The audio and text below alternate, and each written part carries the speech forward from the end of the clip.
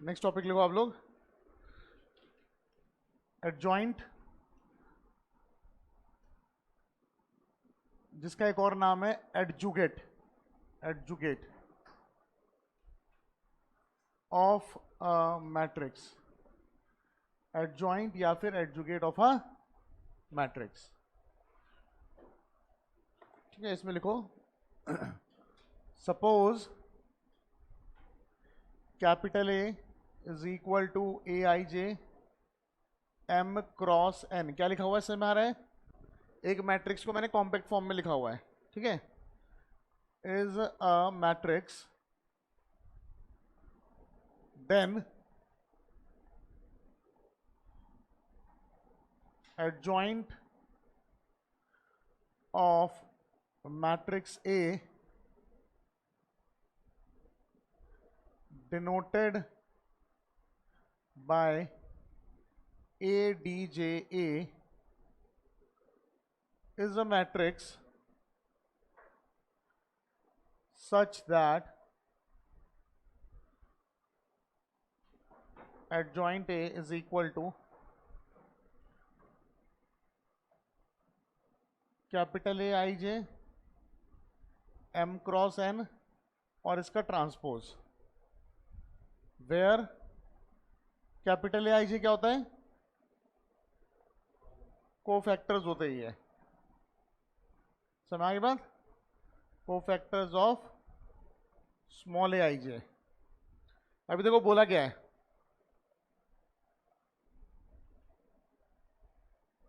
अगर हमारे पास कोई मैट्रिक्स है कैपिटल ए जिसका एलिमेंट है small A I J M cross N, तो एडजॉइंट ए का अगर हम दिखाना चाहते हैं तो कैसे डिनोट करेंगे, ए डी जे ए, और ये होगा क्या, ये खुद एक मैट्रिक्स होगा। ए डी जे ए भी क्या होगा, एडजॉइंट ऑफ ए क्या होगा, एक मैट्रिक्स होगा।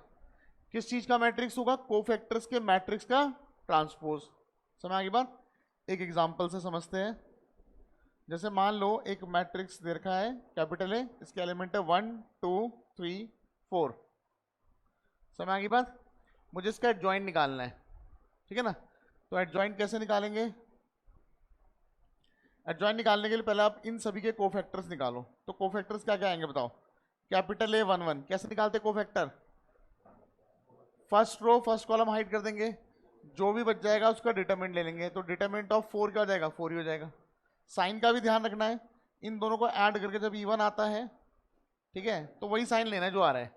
लेकिन अगर ऐड करके ऑड आ गया तो हमें जो भी आ रहा है उसका नेगेटिव ले लेना है। ठीक है ना, तो A12 first row second column hide कर देंगे, बचेगा 3, लेकिन हम लेंगे -3 क्योंकि ऐड करके ऑड आ रहा है।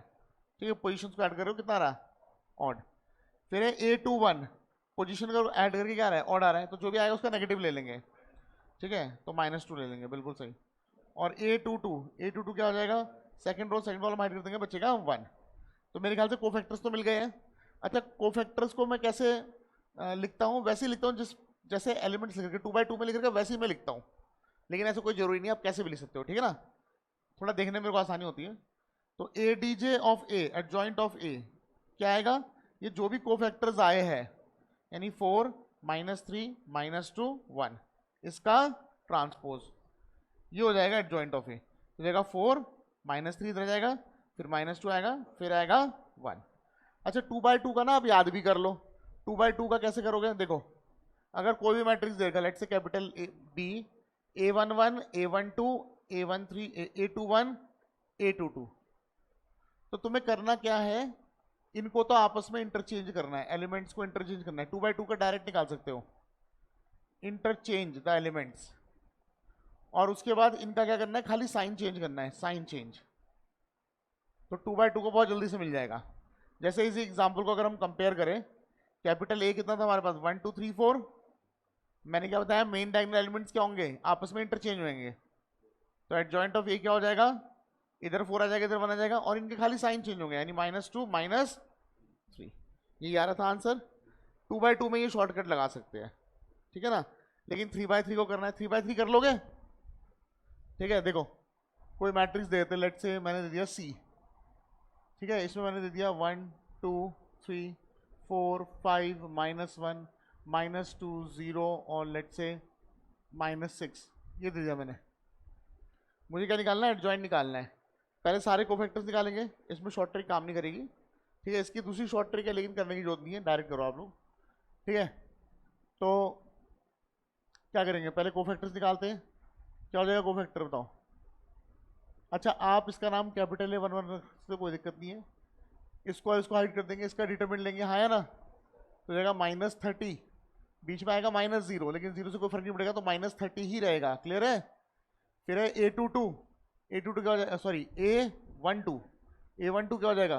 First row second column hide, तो जाएगा -24, बीच में आएगा ये +2 आएगा, लेकिन माइनस होता है तो -2 आ जाएगा, है ना।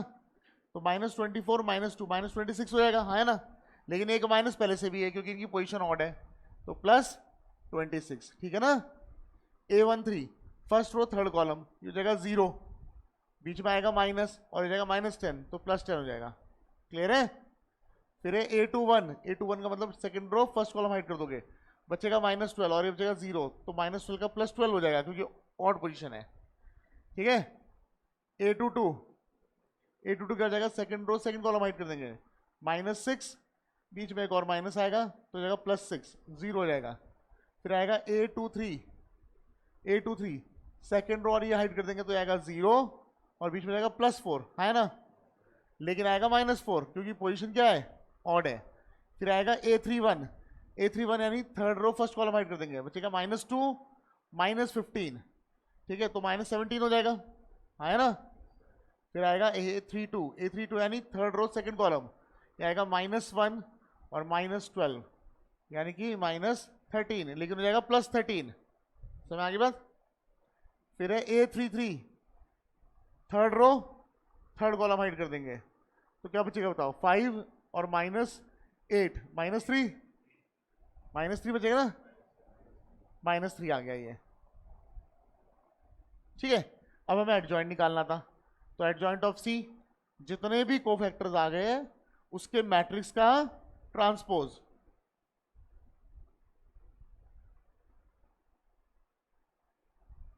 और इस पूरे का ट्रांसपोज, तो ये आ गया हमारा एडजॉइंट। -30 26 10 12 0 -4 -17 13 -3, ये हमारा आंसर आ गया। समझ आ गई बात? जल्दी से नोट कर लो, कुछ थ्योरम वगैरह भी है इसके ऊपर, अभी लिखते हैं।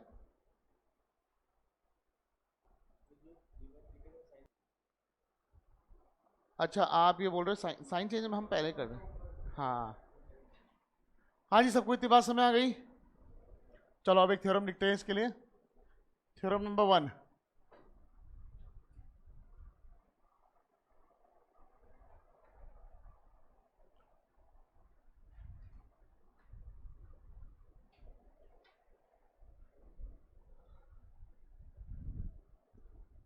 क्या है थ्योरम नंबर 1?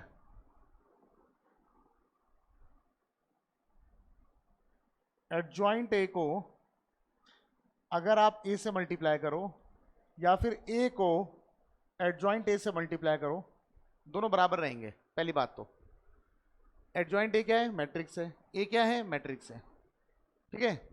तो एडजॉइंट ए इंटू ए करो या फिर ए इंटू एडजॉइंट ए करो, दोनों बराबर रहेंगे। और दोनों किसके बराबर रहेंगे? ये बराबर रहेंगे डिटरमिनेंट ऑफ ए इंटू आई के बराबर रहेंगे। समझ आ गई बात? बहुत इंपॉर्टेंट थ्योरम है, ध्यान से देखो।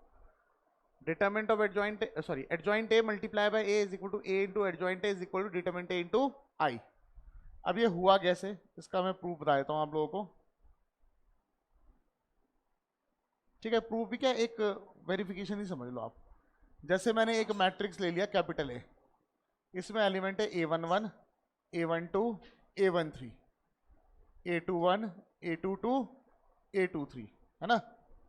और A31 A32 A33, इतनी बात समझ आ गई। अच्छा, अगर ये A है तो एडजॉइंट ए क्या होगा? कोफैक्टर्स के मैट्रिक्स का ट्रांसपोज। इसके कोफैक्टर्स क्या होंगे? A1 का कोफैक्टर क्या होगा? कैपिटल A11, तो capital A11 capital A12 capital A13, transpose ले रहा हूं मैं साथ साथ।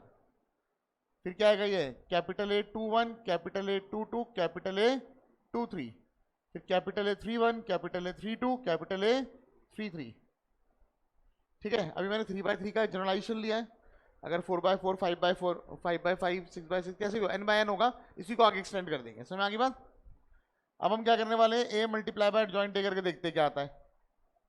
तो a क्या लिखा हुआ है, a11, a12, a13, a21, a22, a23, a31, a32, a33 multiply by adjoint A, capital A11, capital A12, capital A13, यहाँ पे क्या आएगा, capital A21, capital A22, capital A23, capital A31, capital A32 और capital A33।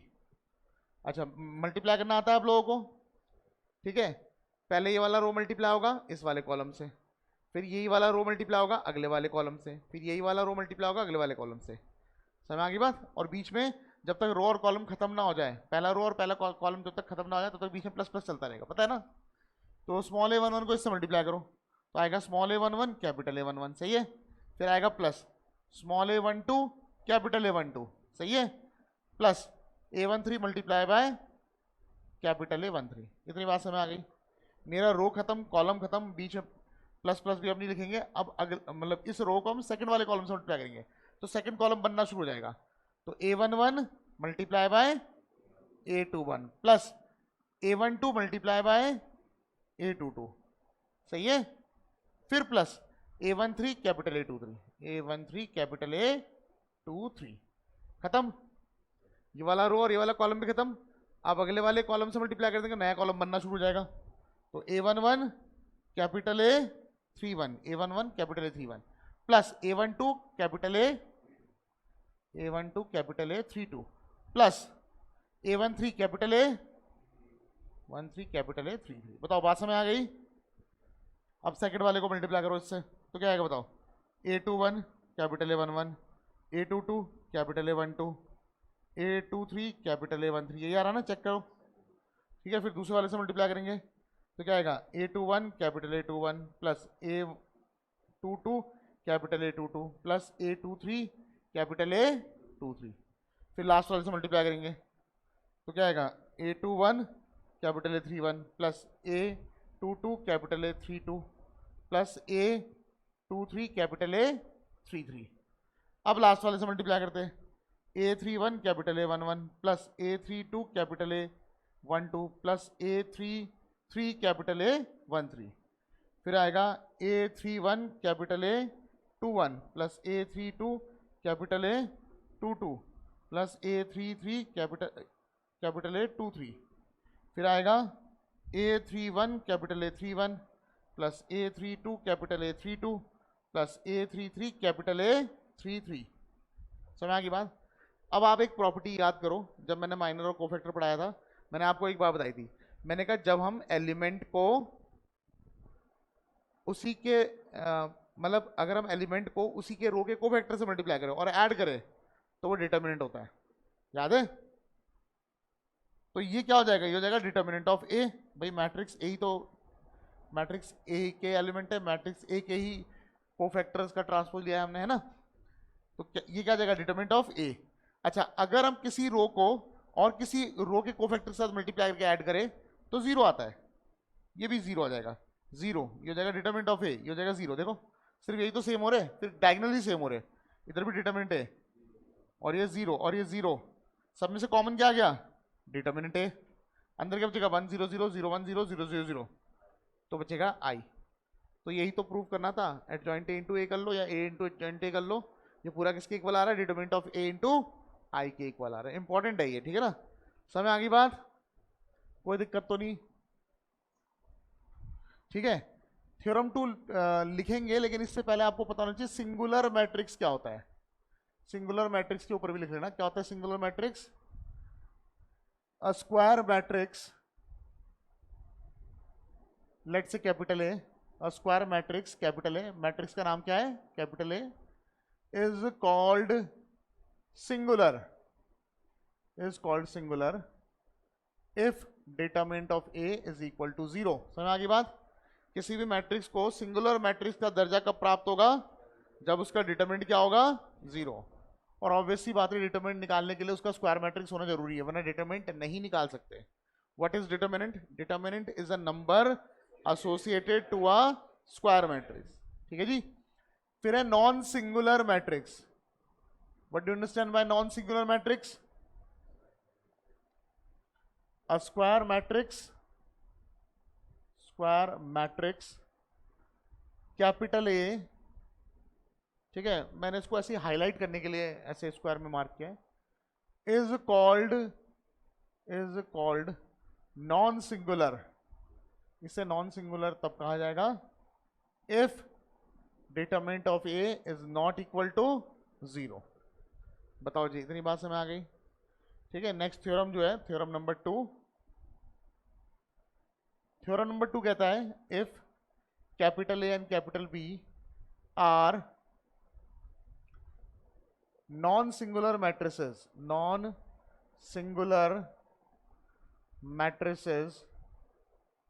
of same order then AB and BA are also non singular। बताओ बात समझ आ गई? मैंने क्या कहा? मैंने कहा अगर A नॉन सिंगुलर है, B नॉन सिंगुलर है, सेम ऑर्डर के, ठीक है, तो AB और BA भी क्या होंगे? Non singular. ये थ्योरम नंबर 2, ठीक है। प्रूव करने की जरूरत नहीं है। Theorem number 3,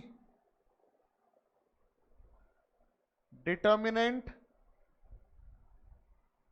of product of matrices is equal to the product of their individual determinants।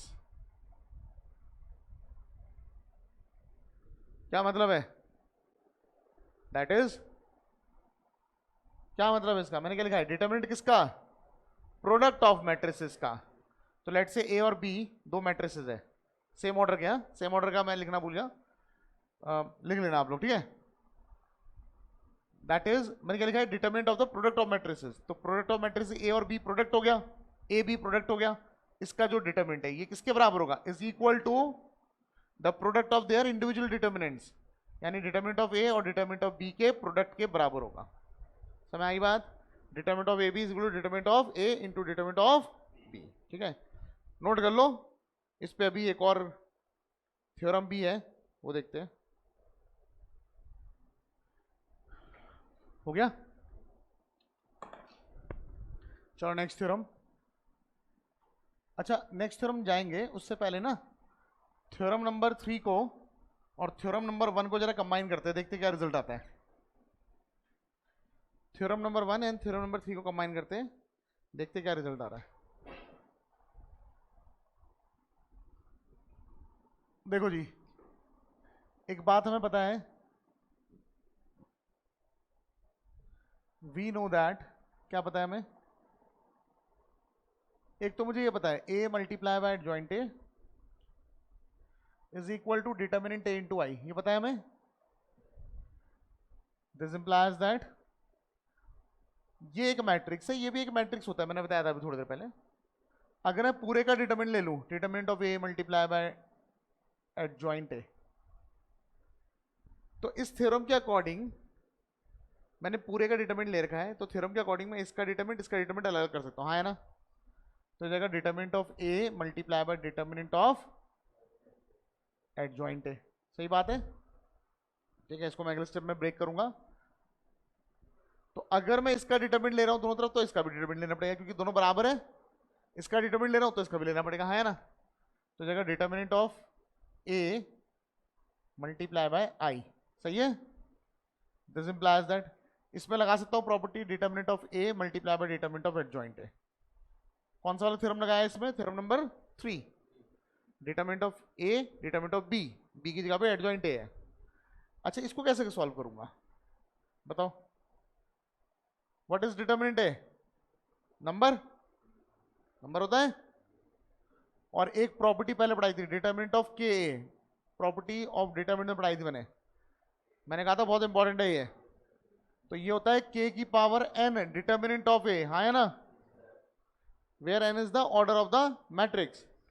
तो यहां पे k नंबर है, यहां पे डिटरमिनेंट ए भी नंबर है, तो आएगा डिटर्मिनेंट ऑफ ए की power n, where n is the order of the matrix, A matrix का जो भी ऑर्डर होगा है ना, और आएगा डिटर्मिनेंट ऑफ आई। सही बात है, डिटर्मिनेंट ऑफ आई में निकाल सकता हूँ, डायगोनल मैट्रिक्स है, डायगोनल मैट्रिक्स का जो डिटर्मिनेंट होता है उसके डायगोनल एलिमेंट्स का प्रोडक्ट होता है, उसके जो डायगोनल एलिमेंट्स है वो 1 है। तो आप याद भी रखना कि जब भी आइडेंटिटी मैट्रिक्स आएगा उसका डिटर्मिनेंट हमेशा क्या होगा, 1। तो यहाँ बचेगा डिटर्मिनेंट ऑफ ए की पावर n इंटू 1, और यहाँ बचेगा determinant of A, determinant of adjoint ए। अब क्योंकि आपको पता है this is a number, determinant of A is a number, तो नंबर को मैं नीचे नीचे ले सकता हूँ डिवाइड में। सही बात है कि नहीं है? तो बचेगा हमारे पास determinant of adjoint A is equal to determinant of A की power n divide by determinant of A, base same है, पावर सब्ट्रैक्ट, तो डिटर्मिनेंट ऑफ ए की पावर n माइनस 1। तो डिटर्मिनेंट ऑफ एडजॉइंट ए की वैल्यू आ गई है। बताओ जी, बात समझ आ गई? वेरी इंपॉर्टेंट, ठीक है, जल्दी से नोट कर लो।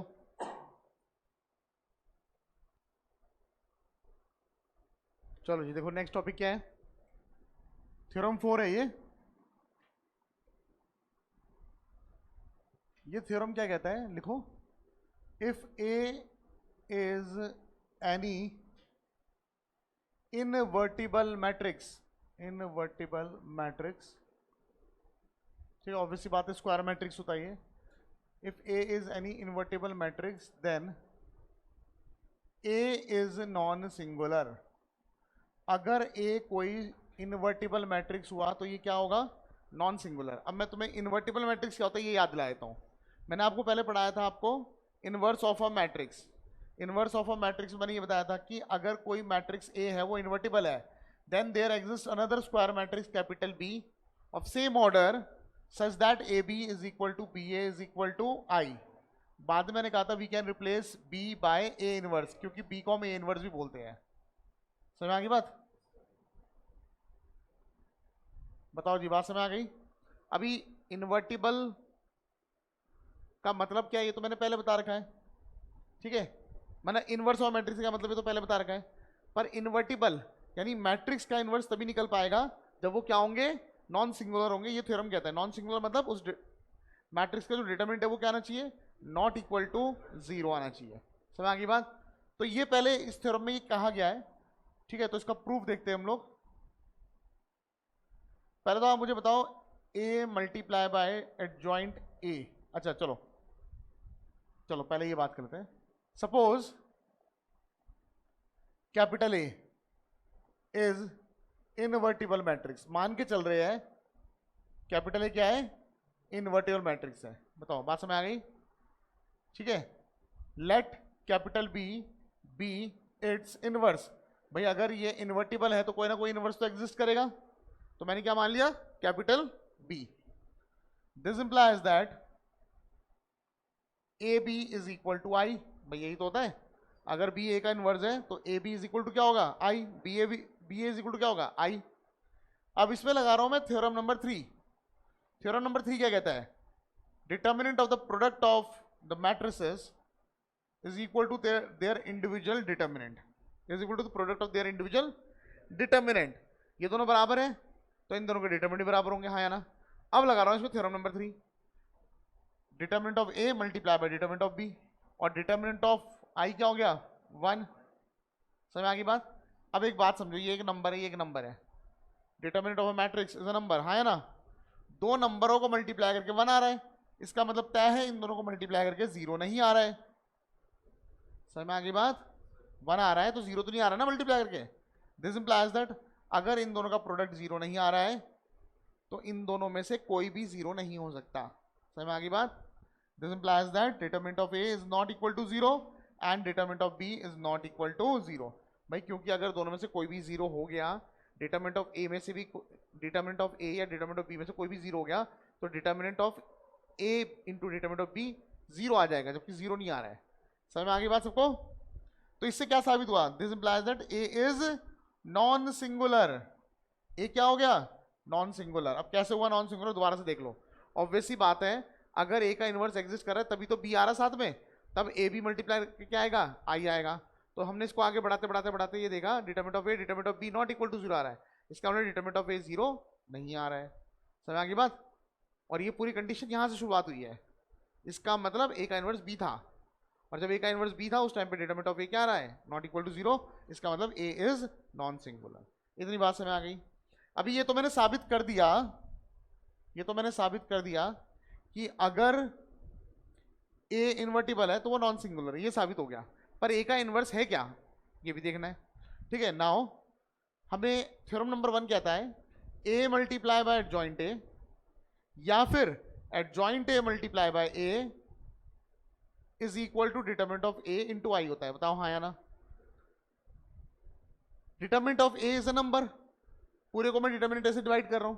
जब पूरे को डिटरमिनेंट ए से डिवाइड करूंगा तो मेरी मर्जी है डिटरमिनेंट ए को मैं ए के साथ लिखूं या एडजॉइंट ए के साथ लिखूं, मेरी मर्जी है, मैं कुछ भी लिख सकता हूं, हाँ या ना। भाई दोनों मैट्रिक्स है, डिटरमिनेंट ऑफ मैं किसी के साथ भी लिख सकता हूं। तो क्या किस तरह आएगा, डिटरमिनेंट ये आएगा A into adjoint A divided by determinant A, मेरी मर्जी है ना, मैंने कहा ना ए के साथ लिखूं या बी इसके साथ लिखूं। फिर से adjoint A multiply by A और ये divide by determinant of A is equal to क्या आ गया, आई। सही बात है। अब मुझे एक चीज बताओ, ए मल्टीप्लाई बाय एनी मैट्रिक्स और वही मैट्रिक्स मल्टीप्लाई बाय ए, आई आ रहा है, इसका मतलब देखो ए और बी को मल्टीप्लाई करके कब आई आएगा, जब बी क्या होगा, ए का इनवर्स, हाँ है ना। यहां पे क्या हो रहा है, ए को और इसको मल्टीप्लाई करके आई आ रहा है, तो ये वाली वैल्यू क्या होगी, ए का इनवर्स। तो ए का इनवर्स हमें मिल गया, क्या मिल गया, adjoint A by determinant A, ये फॉर्मूला मिल गया। चाहे आप यहां से देख लो फॉर्मूला, चाहे वहां से देख लो, है ना। Any matrix multiplied by A अगर आई आ गया तो that matrix is inverse of A, ये आ गया ए इनवर्स का फॉर्मूला हमारा। बताओ बात समझ आ गई। हमें एडजॉइंट ए भी निकालना आता है, हमें डिटरमिनेंट ऑफ ए भी निकालना आता है, तो हम ऑब्वियस सी बात है इनवर्स भी निकाल लेंगे, हाँ या ना। क्लियर है सबको, जल्दी से नोट कर लो। चलो एक मैट्रिक्स का इनवर्स निकालना सीख लेते हैं। एडजॉइंट आप लोगों को निकालना आ गया है, हाँ या ना। ठीक है, इनवर्स मैं सिंपल सा लूंगा 2/2 का, बाकी तुम 3/3 कर ही सकते हो, स्टेप्स वही है। मैं 2/2 इसलिए यूज कर रहा हूँ क्योंकि उसका एडजॉइंट बहुत जल्दी निकाल पाऊंगा मैं, शॉर्टकट ट्रिक्स है ना। तो देखो सपोज करो हमारे पास एक मैट्रिक्स है ए 1 2 3 4, ये मैट्रिक्स है, and you have to find the inverse of this matrix. इस मैट्रिक्स से क्या निकालना है आपको, इनवर्स निकालना है। इनवर्स निकालने का मतलब है you have to find another square matrix of same order such that इसको मल्टीप्लाई करके उससे आइडेंटिटी मैट्रिक्स आएगा। समझ आ गई बात। तो फॉर्मूला तो मैंने लिखा है adjoint A by determinant A, हाँ है ना। तो दो चीज चाहिए, एक तो डिटरमिनेंट ए चाहिए, एक एडजॉइंट ए चाहिए। पर पहले हम डिटरमिनेंट निकाल के देखेंगे ये इन्वर्टिबल है भी या नहीं है। भाई अगर 0 आ गया सीधा रुक जाएंगे, बोलेंगे डिटरमिनेंट है, सॉरी इसका इनवर्स ही नहीं है, हाँ है ना। तो डिटरमिनेंट ऑफ ए निकालो, इसको इससे मल्टीप्लाई करो कितना आएगा 4, इसको इससे मल्टीप्लाई करो -6 आ जाएगा, -2 आ गया which is not equal to 0। Therefore ये बात तो तय है ए इज इन्वर्टिबल, इसका इनवर्स निकल पाएगा, हाँ या ना। नाउ इनवर्स निकालने के लिए एडजॉइंट ए भी चाहिए, तो एडजॉइंट ऑफ ए 2/2 का बड़ा आसान होता है। क्या होता है, इन दोनों को कर देंगे इंटरचेंज, यानी 4 इधर आ जाएगा 1 इधर आ जाएगा, और इन दोनों को हो जाएगा साइन चेंज, -2 -3। बात समझ आ गई। अभी मैंने आपको पढ़ाया, अभी तो याद हो गया, लेकिन जब तक आप प्रैक्टिस नहीं करोगे घर जाके, ठीक है, क्वेश्चन नहीं करोगे 5 7 10 12, ठीक है, तो तब तक आपको याद नहीं होगा। Now A inverse, A inverse क्या हो गया, ए इनवर्स हो गया adjoint A by determinant A. तो एडजॉइंट तो हमारे पास है 4 -2 -3 1, और एडजॉइंट ए बाय डिटरमिनेंट है तो 1 बाय डिटरमिनेंट बाहर लिख रहा हूं मैं, डिटरमिनेंट कितना है -2। समझ में आ गई बात। 1 बाय -2 को मैं सबसे मल्टीप्लाई कर सकता हूं, तो मेरे पास आ जाएगा -2 1 3/2 और -2। ये जो मेरे पास आया है रिजल्ट, ये है ए इनवर्स। मेरा आंसर आ चुका है, लेकिन तब भी अगर आपको चेक करना है कि आपका आंसर सही है कि नहीं है, ओ सॉरी ये आएगा -½ ठीक है ना। ये आंसर आ चुका है, लेकिन अगर मुझे चेक करना है मेरा आंसर सही है कि नहीं है, तो मैं इसको क्या करूंगा, इससे मल्टीप्लाई कर दूंगा चेक करने के लिए, बस मेरा आंसर आ चुका है। समझ आ गई बात। चेक कर सकते हो आप कि मल्टीप्लाई करके आइडेंटिटी आ रहा नहीं आ रहा। तो यहाँ पे आएगा -2, ये कितना है 3/2, ठीक है, ये कितना है 1, और ये कितना है -1/2। करके देखते हैं मल्टीप्लाई। इसको इससे करेंगे क्या आएगा -2, इसको इससे करेंगे 2 से 2 कट जाएगा +3, सही बात है कि नहीं है। फिर इसको इससे करेंगे आएगा 1, और इसको इससे करेंगे कट जाएगा -1, फिर इसको इससे करेंगे कितना आएगा -6, और इसको इससे करेंगे तो आएगा +6, फिर इसको करेंगे इससे तो आएगा 3, और इसको इससे करेंगे तो कट जाएगा तो आएगा 2। तो मेरे ख्याल से तो आंसर आ गया है 1 0 0 1। तो हमने इनवर्स सही निकाला है। क्लियर हो गई बात सबको? क्या लिखा हुआ है? एडजॉइंट है बाय डिटरमिनेंट है, तो आप इसको ऐसे भी तो लिख सकते हो, 1 बाय डिटरमिनेंट है इंटू एडजॉइंट है, लिख सकते हो। एडजॉइंट है ये रहा, और 1 बाय डिटरमिनेंट है, डिटरमिनेंट है -2। समझ में आ गई बात सबको? ठीक है, बुक दिखाओ एक बार।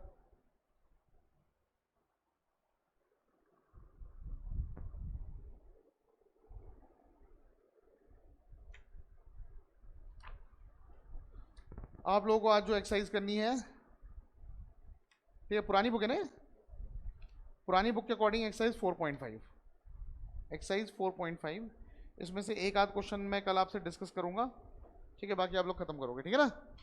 एक्सरसाइज 4.5 पुरानी बुक से, नई बुक में मेरे ख्याल से 4.4 होगा, देख लेना आप जो भी है।